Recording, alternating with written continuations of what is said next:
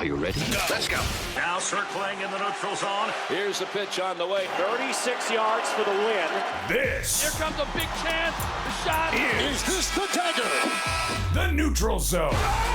Home run. Good. This is as good as it gets. The Neutral Zone is brought to you by the Ontario Para Network. Follow them online at onpara.ca. Now, here's your host, two-time Paralympian, Brock Richardson. What's going on? It's time for another edition of The Neutral Zone. I am indeed your host, Brock Richardson, and I want to shout out our colleague, Josh Watson, who isn't here this week, and he's not here next week because, as has been noted on the program before, he's getting married this week, if you're listening to it, the first week of September. And it's going to be a good time, and we wish Tammy Price and, of course, Josh Watson the best as they tie the knot together. She got into town with her mother early this week, and so we wish them nothing but the best. And Cameron was asking me if I was the best man, and the answer to that is no. Brett Wills, who was working with us for many, many years, is the guy that's going to do that. But I was also tasked to do a speech, so we'll see how that goes. But I just wanted to shout them out off the top of the program. Coming up on this program, we release our second to last Canadian Paralympic Summit interview. This time we hear from Paralympic swimmer Nicholas Bennett, plus we give you the lowdown on the 2024 Paralympic Games. I'm joined by Cameron and Claire. Here come your headlines. Neutral Zone headlines.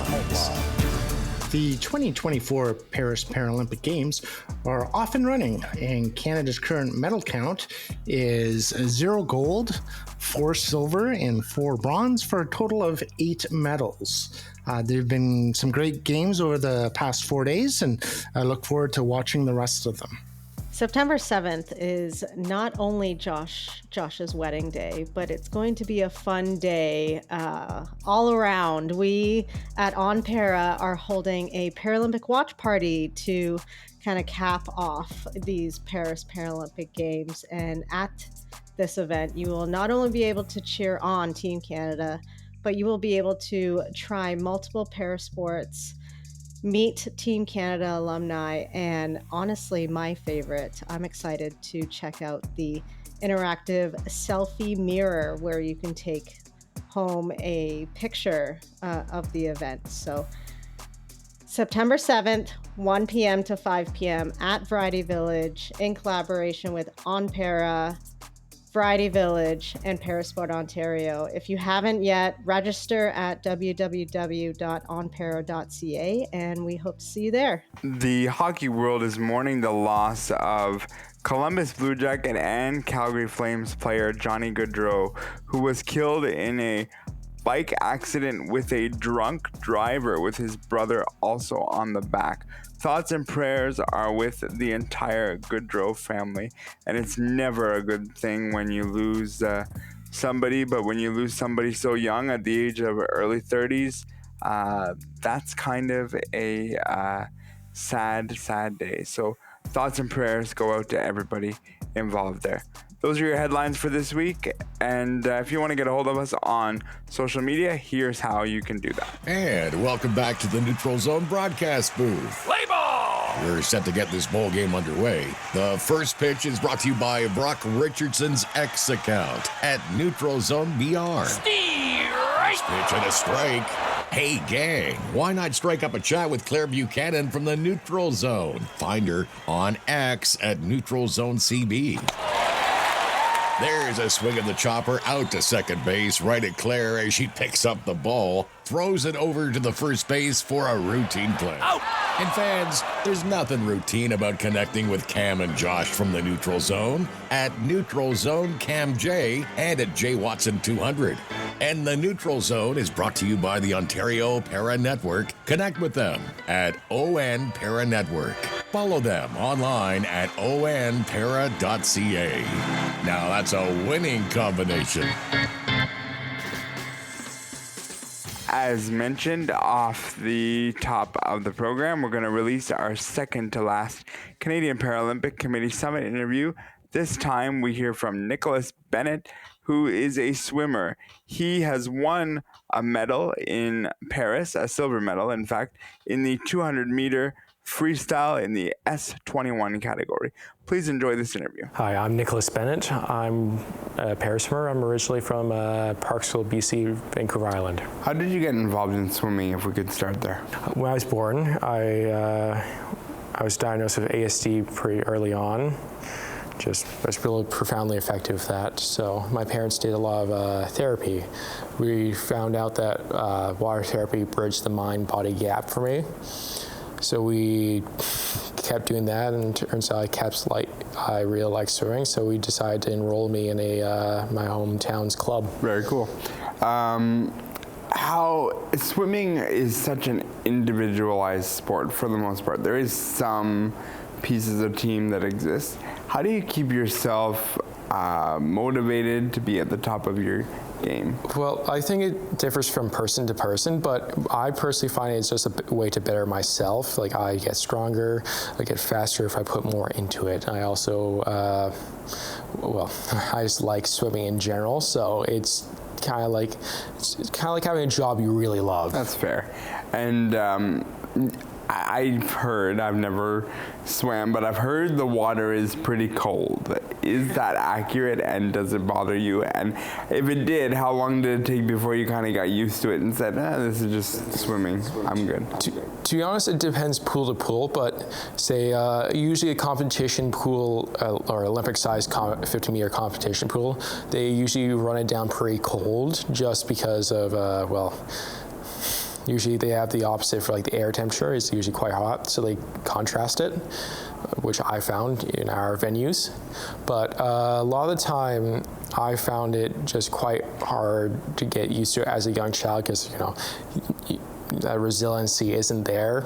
You're not used to it. But I think it took me a couple of years until I had to solidify it to be this is just what comes with swimming. Was there ever a moment where you thought to yourself, let's try a different para sport, or was it always swimming and swimming only? I did a lot of sports recreationally, not para sports, of course, just I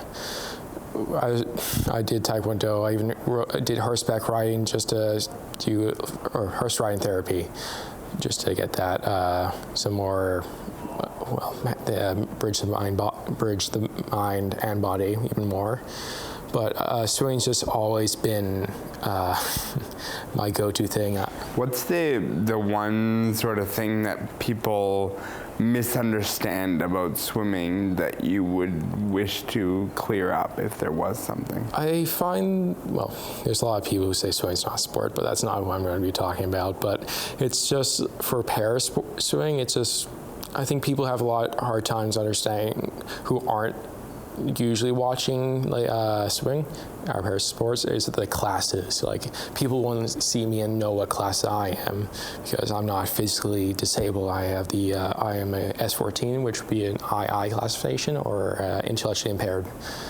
Or somebody who has who would be an S13 would be visually impaired, but they're still not physically impaired, so they don't know what their disability is. So there's a little confusion on the outside of the pool. I would dare the person who says swimming is not a sport to jump in the pool and see how fast they can go.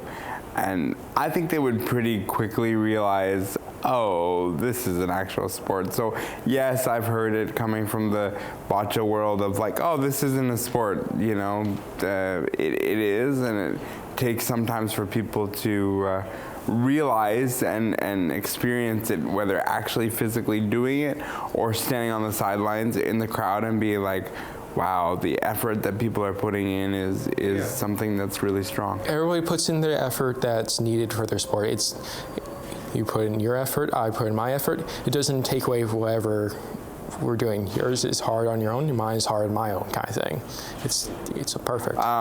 What would you say is your greatest accomplishment thus far in your career? Well, I claimed 2 world championship titles last year in 2023 in Manchester. I find that's my that's my highest ranked placement so far.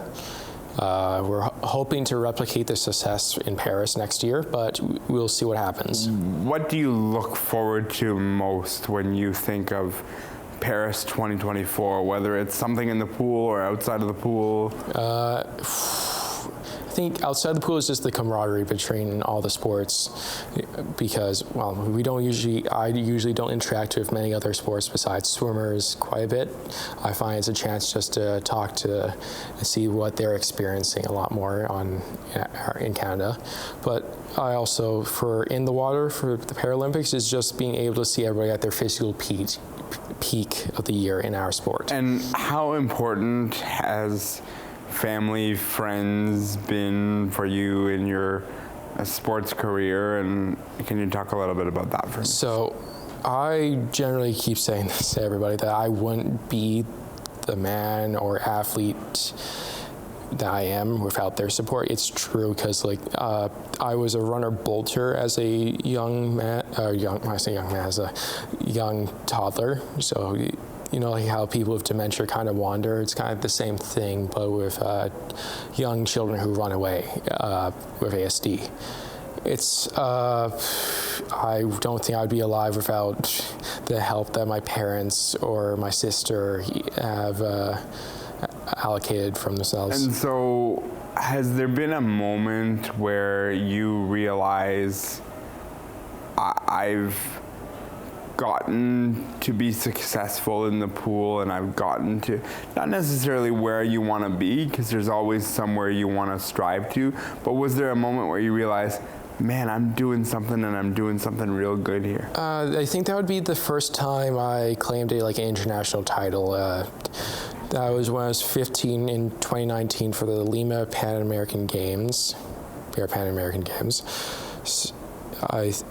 That was the first time I knew I could do something greater than myself for my sport. Do you know, thinking beyond, para sports, do you know who you are and what you want to do beyond being an athlete, or are you still really deeply invested in accomplishing stuff in sport? Well, I'm still quite young in our sport. I'm just turned 20 last year, or just in November, to be honest. So I've been a part of the team for 5 years. So I've always just wanted to be kind of the athlete for the early part of my life, and then see where that takes me. If that takes me to be a spokesperson for people with my kind of disability, I'll accept it.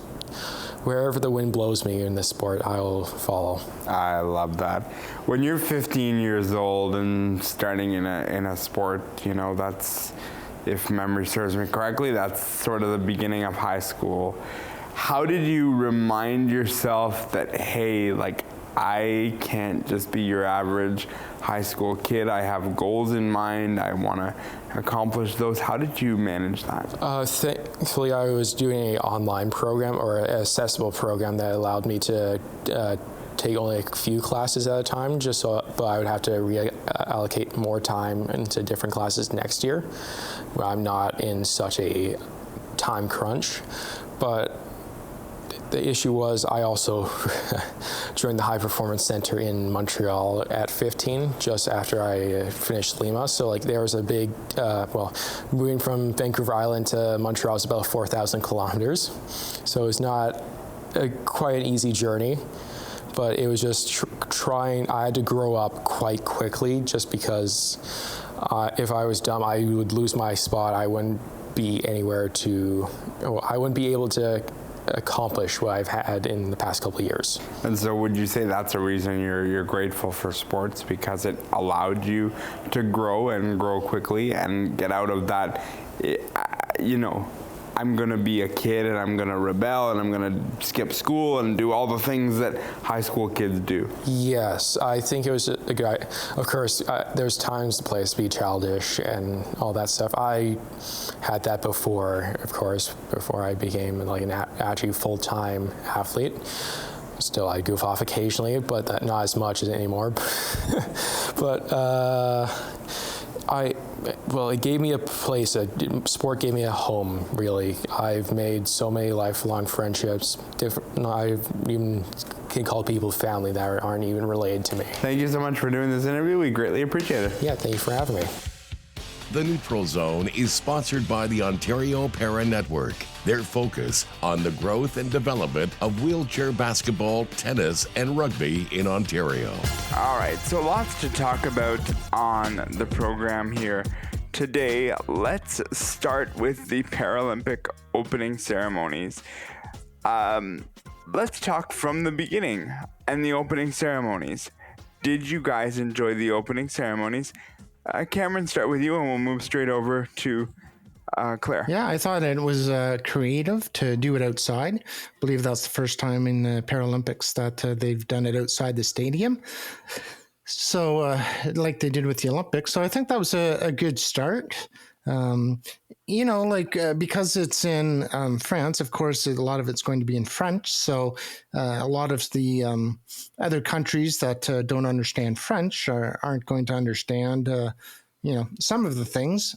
Saying that, I was really impressed with how they did a kind of an art form of able-bodied people and disabled people and how they were segregated. But by the end of the piece, they were kind of working together and that they were together. So I found that one part to be really good for the opening ceremonies.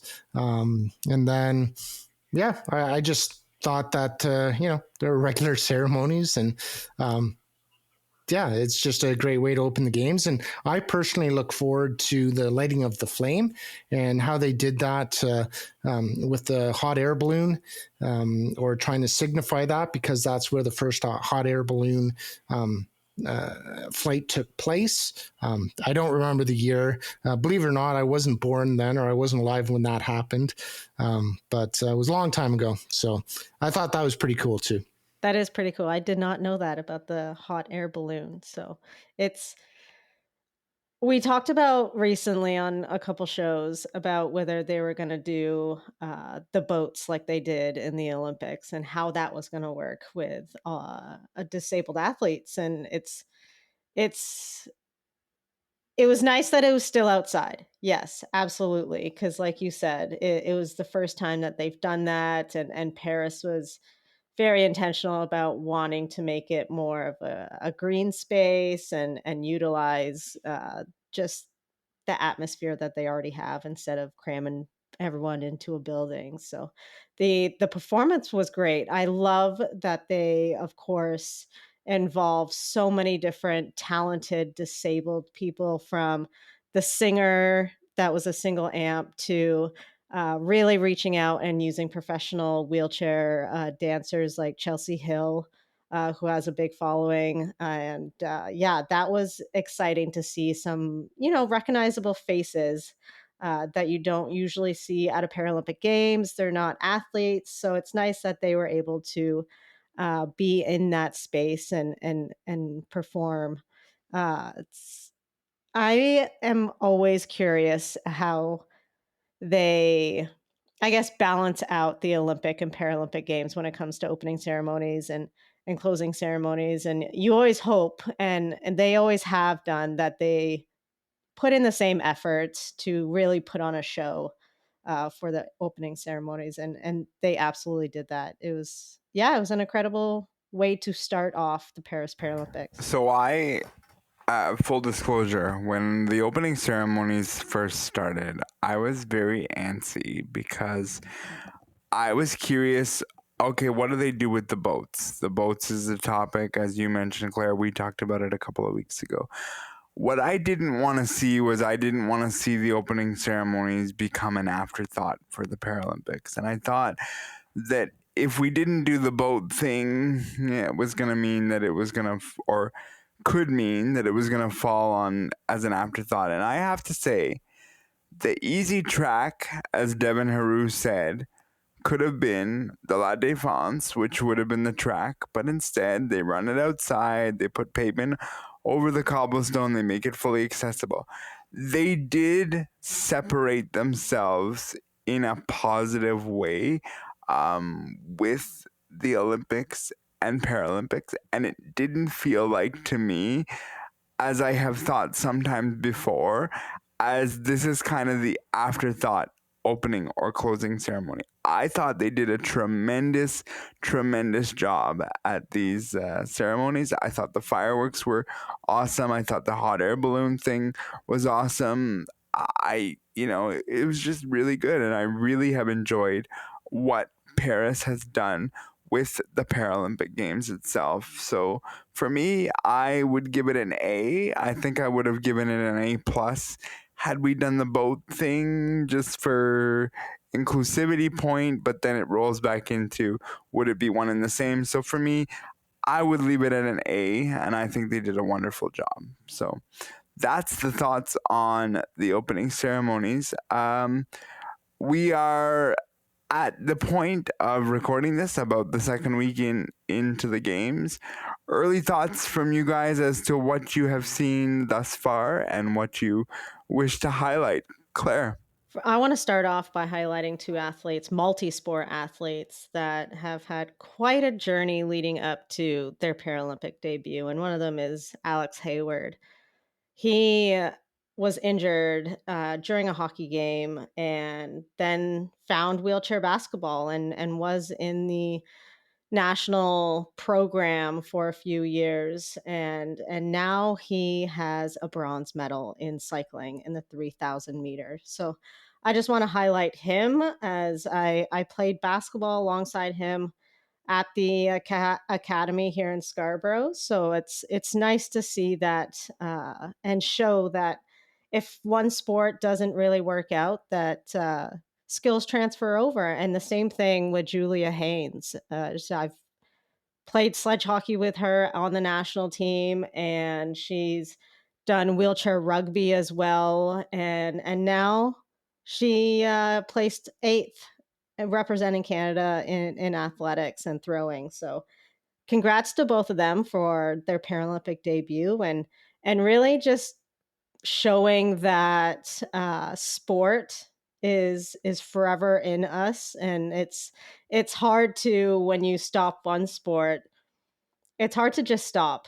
Athletes still have to stay active, and they still have that fire in them. And it's those two athletes that really showed that, hey, I want to keep pushing to be an athlete and represent Canada. So congrats to them. And we knew we were going to do well in the pool with the names that we have there. And of course, on the track with Brent Lakatos getting his 12th Paralympic medal. That's incredible. And our very own Austin Smink is in the final as well. So on the track, in the pool, and multi-sport athletes are what I have been very excited to see in Paris. Yeah, what I was excited to see was Lakatos. He won a silver medal at the time of recording.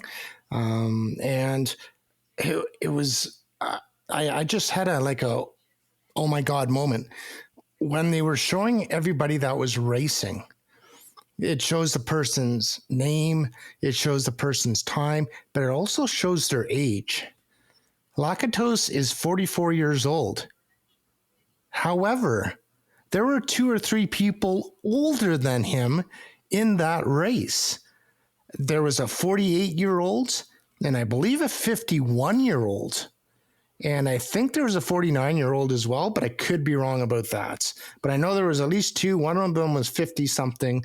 The other one was 48 or 49, and Brent Lakatos. So out of the 8 spots, there were 3 that were over 40. Like, that to me is unbelievable. And that goes to Claire's point of, people just kind of want to keep doing it. They have the bug and, they just want to keep competing. So kind of going along with that theme, Lakatos, I respected him before, but he might be one of my heroes now after knowing, that he's 44 years old, and he started in 2008.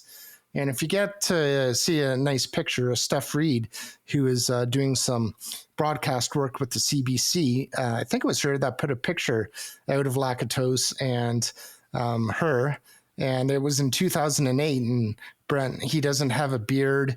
He's like baby faced, and so is she. And then seeing them now and how they are now, it's just unbelievable. How from 2008, and we're in 2024, and he has been doing it all this time. So I'm just like so amazed by that. In the pool, absolutely Rivard. I think she's got 2 silver medals now. Good for her. Julia Haynes, I've known her from the cruisers, not very well, but, good for her. I'm so looking forward to Renee, who's going to be competing this upcoming Friday at 1:10 p.m. Eastern Standard Time. And then Austin, I think he's in 2 or 3 races. So, and, I'm naming off all the cruisers, or, 3 of them anyway. But you got to go with your hometown athletes. You got to go with who were your teammates before. And they were all teammates of mine, whether it was through track and field or whether it was through sledge hockey. So, And the other person that everyone's talking about, and I understand why, is Wasserman. And it was his first Paralympics. He was in that Humboldt Broncos bus crash. I believe it was back in 2017. And he competed in his first Paralympics. So that's great that he, got in a couple of rowing that he did. And good for him. And he's getting a lot of media attention, and I understand why. And I could go on and on. I've watched the women's sitting volleyball. That was awesome to see as well. I've been watching the wheelchair basketball, especially the women's. And Claire, you're going to have to help me on this one. But Dandino, I believe, is one of the centers, or big. And who's the other one? Is that Juice or?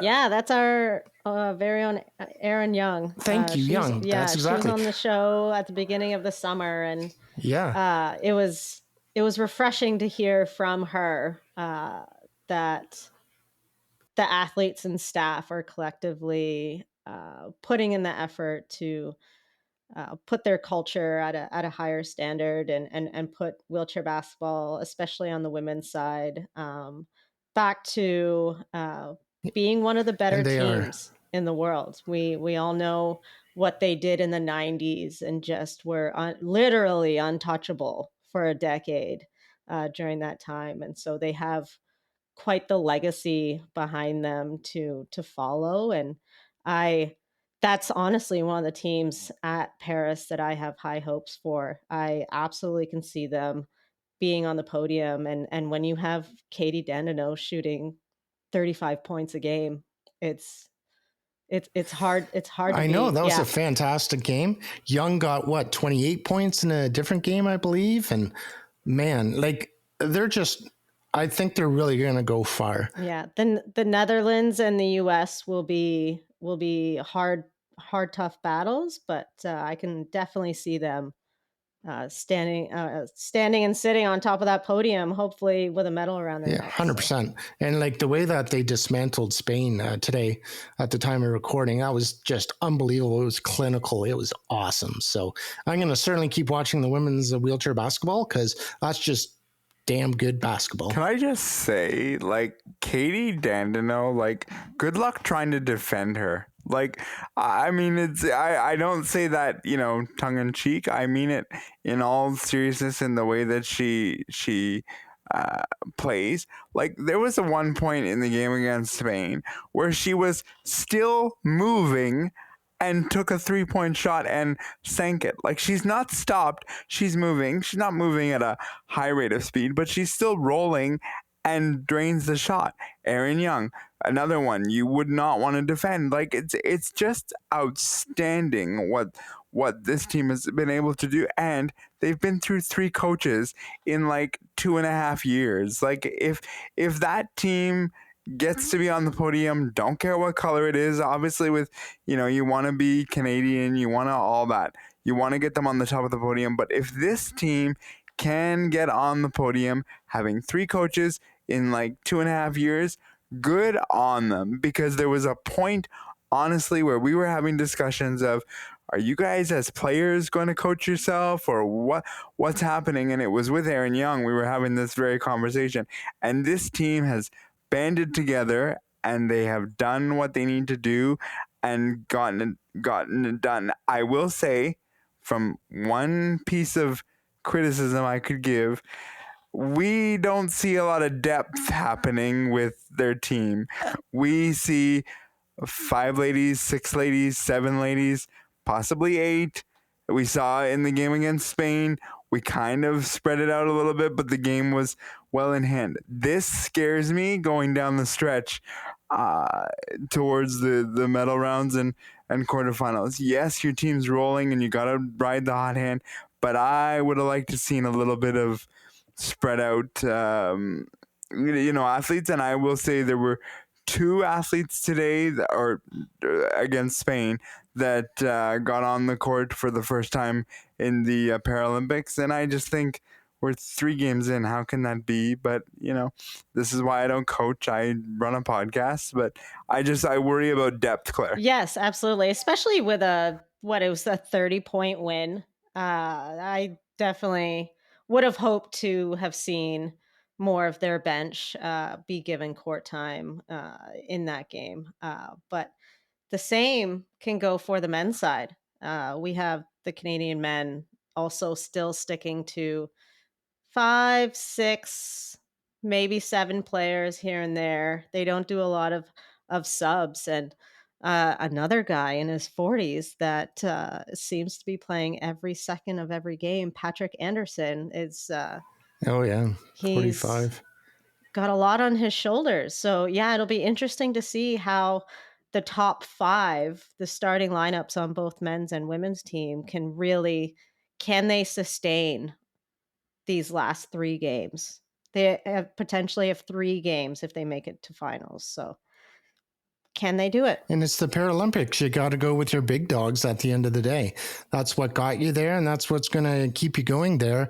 And your players that are on the bench, they're only going to play during, for lack of a better way to say it, garbage time, or when it's a blowout game. And that's going to get your starters some rest. So, but like Claire brought another one up, 45 years old, I think he is, Anderson, Patrick.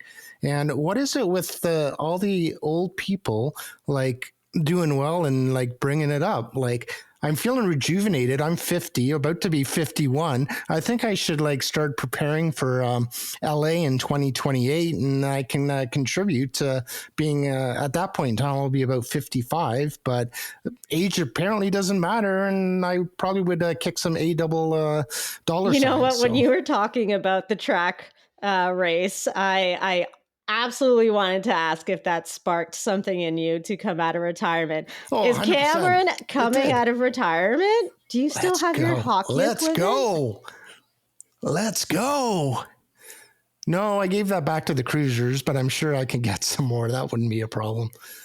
Get on the men's para ice hockey team, go back and goal. Hello. Yeah. Brock's not even in the screen. I think he's like laughing his butt off, and that's why he's not in the screen right now. Doesn't know what to say. Yeah, no, I just had to swallow my laughter as you as you discussed. I'm feeling like a spry young man all of a sudden. Like, let's go. Yeah, no doubt. I just also want to add the women's goalball team. They have been playing really, really well. They played South Korea to a 0-0 draw, and most of the time when you see that, you're just kind of like, okay, this is like incredibly boring. But I gotta be honest with you, that was one of the more entertaining games that I was able to watch. And this is another one of those formats where they will make it to the quarterfinals regardless, and the round robin is just a seeding scenario, so things are off to a good start there. We've been all positive. Is there a I want to go with one more positive before you maybe ask a negative thing. Go ahead. Your former teammate, Allison Levine, I think we need to talk about her just a little bit because she ended up, I don't even know how to explain this, but there was, and you and I, Brock, talked about it as far as there was a long stoppage in play. The referee was involved, the head referee was involved, and the last end, because there's 4 ends in bocce, correct? Yeah, there is. Okay, so that last end, it was like 3-1 for the other person, and Allison, she just like got 4 points in that last end to win it 5-3. I thought that was flipping amazing, especially like what you have 6 balls to throw. Correct. Yeah. And she got like 4 points. That was amazing. And she ended up making it to the quarterfinals. So good for Allison. Which she lost in the quarterfinals on her final ball against Colombian lady Chica, which is the best name I've ever seen anywhere. Chica. It was 1-2 in the quarterfinal, which it was kind of sad.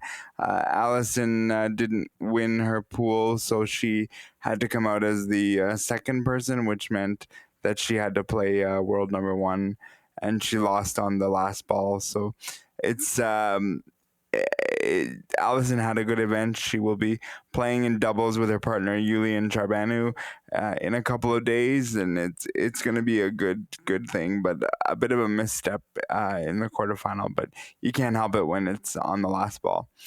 Claire, I'm gonna go to you on this because I want to see if we're on the same page. Any disappointments thus far in the Paralympics? Yes, well, as we all know, I work very closely with the men's wheelchair rugby team, and they definitely went into Paris with high hopes of hitting the podium, and they are now playing for 5th and 6th placement. So that's a bit of a disappointment there. But if you watched the matches, they were very close. And I think starting off with a loss against the United States hit hardest, in my opinion. We've beaten them recently a couple of times, so within reach. And it's tough when you lose a match by only a couple points and it's that close. So, but that's what the Paralympics are for, and that's what comes with the territory of playing international level sports. Is everything's going to be really close sometimes, and it's just unfortunate that that's where the ball dropped there for our Canadian rugby team. Yeah, I would agree there. They did get the 5th place spot as they beat Denmark in that 5-6 match. So for what it's worth, that's positive. I guess my concern here with that team, talking about age, there's a lot of aging players who, when I was at the summit, are casually discussing retirement. So we'll see if that happens. But it's a tough ending for wheelchair rugby, as they finish 5th. Cameron, any disappointments there for you? Yeah, I think we're going for the three-peat here. I agree. It is the Canadian men's wheelchair rugby team, unfortunately. Yeah, it's just a disappointment, but I want to ask because this we have an age-related theme here, and Claire was talking about some of them getting older. Zach Medell, how old is he? Do you know?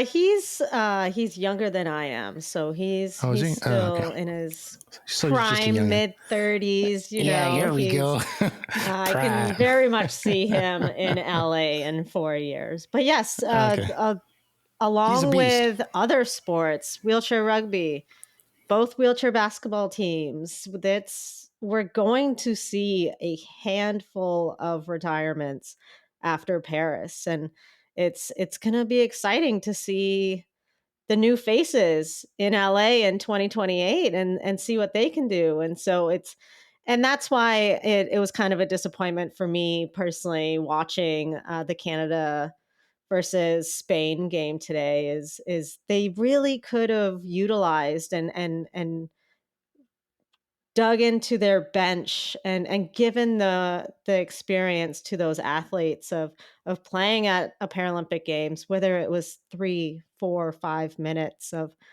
this is what it feels like, and kind of just getting that little bit of extra of experience in to build on when and if some star players retire. Yeah, yeah, it goes back to what I said about the three-peat with the wheelchair rugby. I think that was a bit of a disappointment because I expected or was hoping that they would place better. In the pool too, I know, they've gotten 4 medals, 2 by Rivard, and then was it 2 by the same person, or was it? No, it was one by Nicholas, and then another one by another female. That's name is not coming to me. The flag bearer, she didn't place, so I was hoping that she would, and I don't know, because I don't know how Brett Lakatos does in the 5,000 usually, but I know he ended up being 7th or 8th.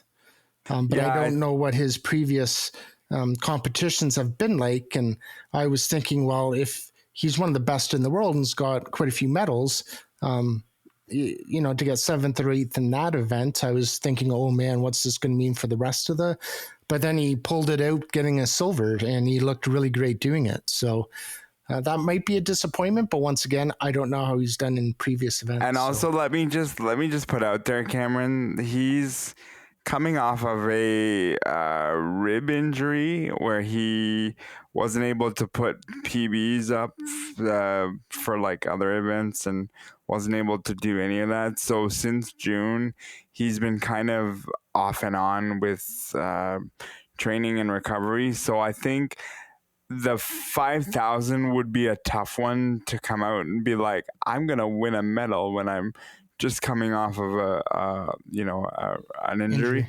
Yep, and I do fair. think that that's part of it. He does have 2 other opportunities in 2 other events, which I think you're going to see him on the podium, if not near it. That's what I predict.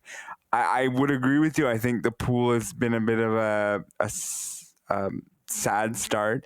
Normally we see pool athletes in Canada especially be raking in a lot of medals, and to only have 4 as we record this is a bit of a weird number, but it does go right to the end of the event or close to it. So that's a bit of a positive there as well. I also just want to go back because I didn't get a chance to comment. Jacob Wasserman, like, this guy was not even supposed to be at this Paralympic Games. Like, the goal was LA, and the fact that he was there is, that's incredible. Like, his interview with Devin, like, he's such a humble guy, and I don't mean the pun there because he was part of the humble Broncos, but just, I'm so glad to be here, and I so enjoyed it, and that's the way it is. Just an incredible human being. He had a whole bunch of family. His dad was wearing a Humboldt Broncos hat, and said that even though it's a dark time, this still makes Jacob who he is, and who and what shaped him. So I think that was a moment to behold there as well. So lots of really, really good stories in the Paralympics thus far. Anything else anyone want to highlight, or can we talk a little bit more about Stephanie Reed? Yes, I just wanted to give a short shout out to Rob Shaw, wheelchair tennis player. He's from Thunder Bay, Ontario, but has been living on the West Coast in BC, so represents BC, and he started off his tournament with a win against Brazil, and so we'll be watching him closely as he is our one and only Canadian wheelchair tennis player at Yes, Paris. that is good to note as well, because I find it weird that he's the only Canadian tennis player, but maybe that's just me. We'll see how it goes, but he's a good tennis player, and hopefully he can get some wins. And that's the kind of cruelty that exists in tennis, is when you lose a game, that's it. You're done. Like it's when you move on and you lose, you're done. So that's the product of tennis that exists. Gonna give Stephanie Reid some praise first before I tell you about this other scenario, because I'm interested in your thoughts. Stephanie Reid got to commentate her husband's race this afternoon, or in the afternoon when it was. And I just think that's really incredible. When you can commentate your loved one's race, there's not a lot of people who get to do that and get to say that they've done it. So for Stephanie, I'm sure that was a thrill, and it was something she'll remember. So that was cool. On the interesting side of things, Stephanie Reid is a Paralympian. She's won a couple of medals. She was at both the games I was at in 2008 and 2012. So she's been around. She knows and understands the Paralympic movement and gets it. She was on day 2 of Petro-Canada Prime Time, and I'll call it what it is, with Scott Russell. And she basically was talking about the resilience that exists with Paralympians and how they've been through so much more, and it's so great to see. And then she said the following. She said, some of these athletes who will compete in 2028 haven't had their accident yet. Now, I will say this is the second time that similar comment was made. I cannot confirm whether the first time was Stephanie Reid or not, because it was during the opening ceremonies and they were not showing the faces of the individuals who were doing it. Thoughts from both of you? I kind of feel it's a little bit cringy, even though I understand the preface and I know where she's trying to come from, but I just kind of went eek on this one. Cameron, start with you and then straight over to Claire. Yeah, I think that was a little bit off color for her to say. She's done a wonderful job commentating and communicating, and she's a very good communicator, but that was a little bit off, I think.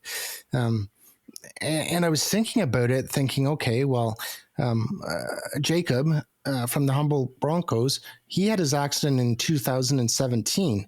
And 7 years later, he's just competing in his first Paralympics. So I'm thinking, if somebody has an accident tomorrow, who's going to be able to recover, get over the mental hurdles, and be able to train to be able to be ready for 2028? To me, I just think, that it's wrong, her comment, because I don't see a lot of people being able to go through all of that process and being able to compete in 2028, because you've got to train so hard to be able to get to the Paralympics. And if you just have an accident now,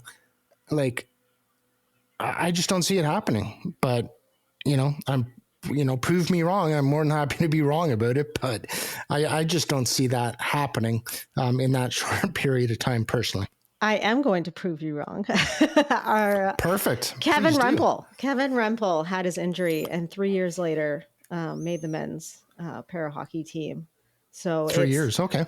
I gotta say, it's very rare. It's very rare. It's possible. I think that individual would have to have already a ton of experience being an athlete and in high performance specifically. Before their injury. Yes. I don't believe you're quote unquote average Joe that isn't an athlete gets injured and 3 or 4 years. That's the only way I can see it. If it's a high performance athlete, that's the only way I can see it. Correct. So I agree. The comment itself, I mean, you're not wrong. It's one of those situations where But do you say something like that? But do you say it? So I think in that moment, collectively, globally, I think every disabled person who was watching the opening ceremonies went, whoa, what was that? So And that, like after that, are a bunch of the able-bodied people watching every step they have after, if they watch the opening ceremony, saying, I don't want to be one of those people. Are they like watching themselves after that, being careful? or whoa. on the other side, are they really sitting there saying, well, if I have an accident, I guess I could be at the Paralympic Games in 4 years? Because that's not the perception you want to give to the general public who's just coming into the Paralympics.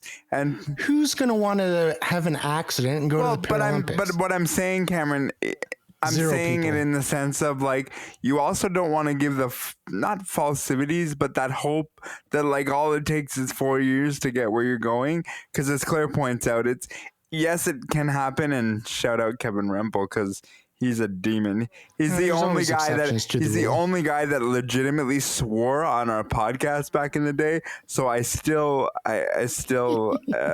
respect Kevin Rempel, and he apologized, but we just rolled with it. It was live on radio, and it was a good time. Yeah. Claire's dying in the background. We love Kevin. We love him, and I would have him back on still to this day. And so that sounds like Kevin. Absolutely. I love that. I love that it was live as well, because as we are talking right now, we have all the time in the world for a 24-hour edit and fix anything. But props to Kevin for always keeping it really Shout real. out Mark Affollow, by the way. Mark was with us, back when we were with AMI, and stuck around with us and is going to be through with us till On Para says we don't want you anymore, but they haven't said that yet, so we're good. And I don't know. I don't want to put the first comment on Stephanie either, the one of the opening ceremonies, because I can't definitively say whether it was her, but it's funny that it's the same storyline. And is that the storyline that you're going with for the whole Paralympic Games when you're on primetime? Like, again, I understand the theory. I just go, oh, okay, like, sure.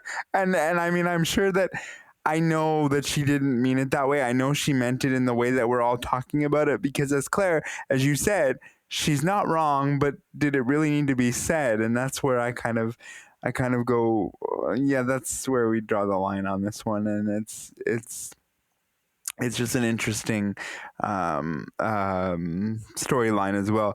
By the way, I messaged you guys in our group chat before we did this podcast, and I thought I would never see the day. But Scott Russell, God loves Scott Russell, he made an error on today's broadcast. He said that Marnie Abbott-Peters is the coach of the women's wheelchair basketball team. And again, shout out, because they've been through 3 coaches in like year and a half, 2 years. But like, this is what happens in broadcasting. You can make mistakes, and maybe it was a mistake by Stephanie. Maybe it wasn't the words that she meant, because it does happen. But to pull that narrative somewhere twice, I just kind of go, okay, oh boy, this is an interesting one. So I'm glad we kind of all share the same kind of thought on this one, and I think we all land on the fact that we know she's not wrong. It's just the way you go about it could be slightly different. We talked about this in the headlines. I just want to get quick thoughts from both of you as we are wrapping up soonish on Johnny Gaudreau and what this means to the hockey world. Cameron, go first. Yeah, it's horrible. Young person, and his brother too, young person, and Matthew, his brother, his wife and a baby that's along the way. It's 4 months, I believe, when the due date is, if I remember correctly. And it's just a tragedy. They both have young families, and with a drunk driver hitting them, Like, there's just no reason for that. And from what I read, the person passed on the right-hand side. You don't pass on the right-hand side. And that's how this happens. And it's a horrible thing that happened. And I just hope people learn from this and that there are less drinking and driving accidents. And it's unfortunate because I think it happens a lot more than people realize. But when a celebrity or a sports player, when it happens to them, it kind of bring it to the light, to the forefront. So yeah, it's a terrible story that happened. And early in the morning I was awake and I saw it, but it wasn't by anyone reputable.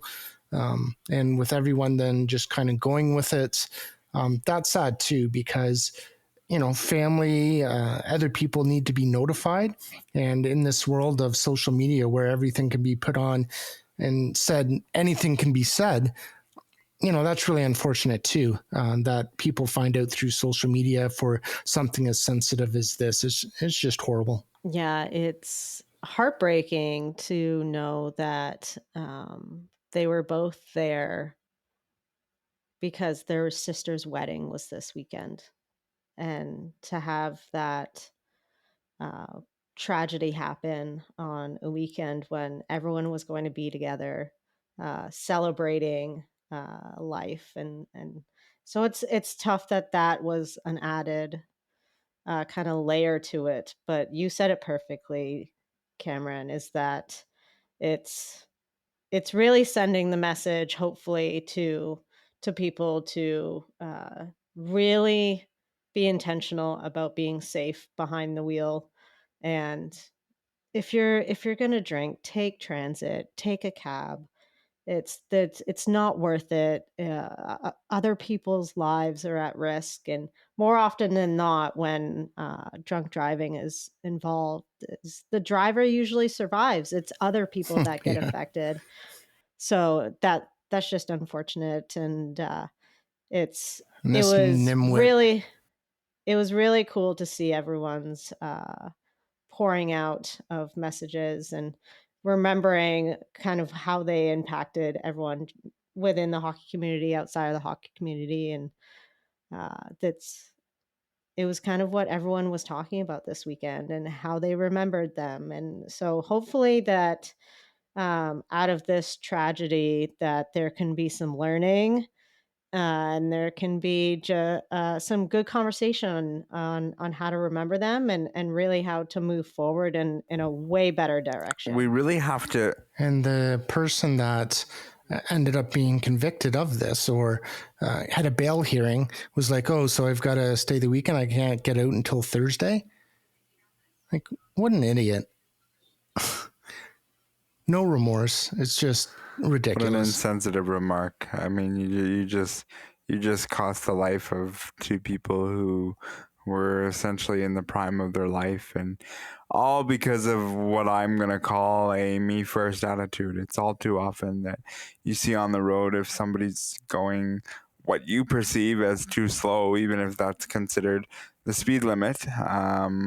People are passing people with no understanding of who, what, where, when, and why. And we really need to get away from this me first person attitude that we have, because this, in this instance, cost two individuals their life, which had no business doing so. The thing that I feel really bad for is this is going to be a horrible anniversary no matter what you look at. Even if the wedding didn't happen, it was around the wedding. No matter whether you postpone it for 3 weeks, 4 weeks, 6 months, 1 year, whatever it is, you're always going to remember the original supposed wedding date, and you lost your brother and brother-in-law in this case. And it's not, I mean, it's horrible to be there, and I don't understand it.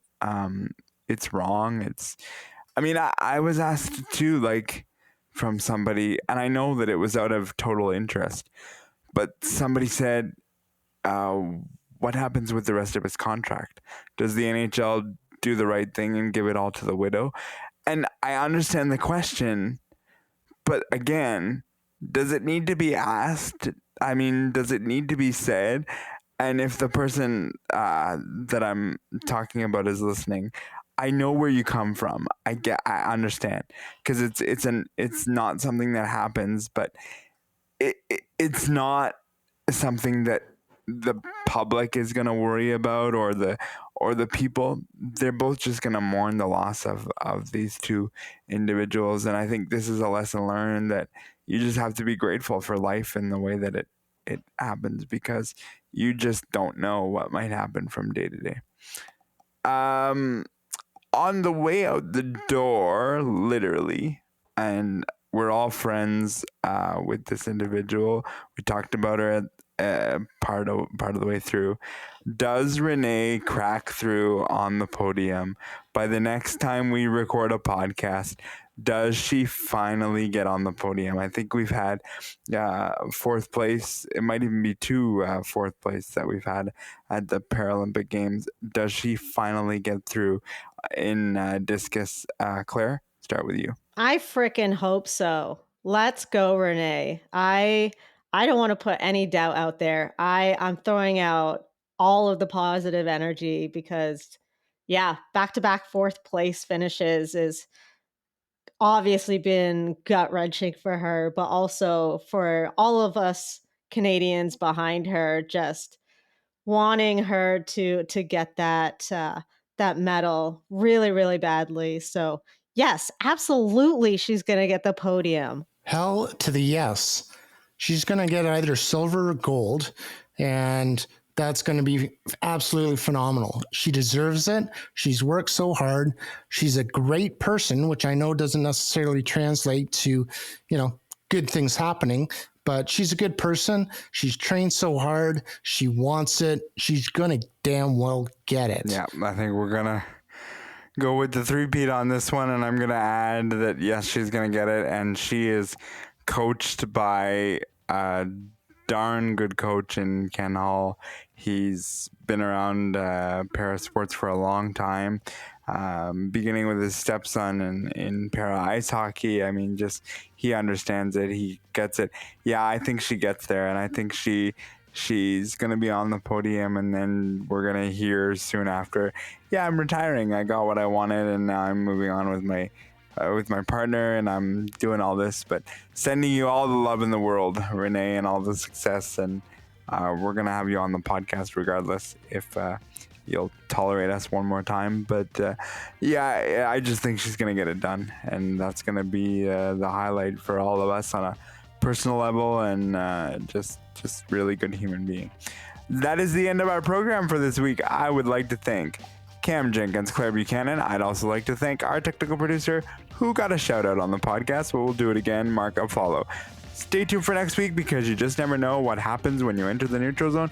Be safe, be well, enjoy the rest of the Paralympics. The Neutral Zone is brought to you by the Ontario Para Network. Connect with them at ON Para Network. Follow them online at onpara.ca. Now that's a winning combination.